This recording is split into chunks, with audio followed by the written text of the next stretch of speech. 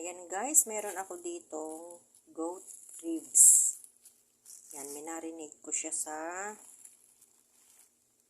sibuyas, bawang, paminta,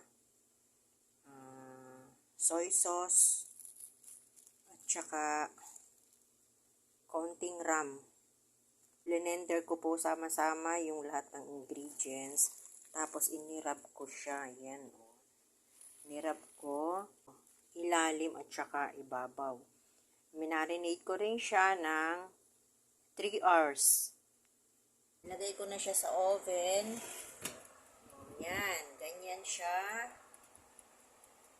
Ilagyan ko lang siya ng, kakalagay ko lang ng eggplant.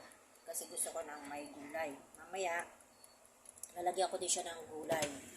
Tapos, ibabaliktad ko siya, ay lalagyan ko siya ng yan, pineapple sauce with oil. Yan, iano ko siya, pupunasan ko siya niyan. Tuwing babaliktarin ko para mas masarap siya, hindi dry ang pagkaluto.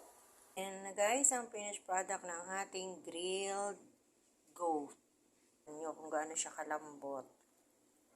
Yan, oh, very soft.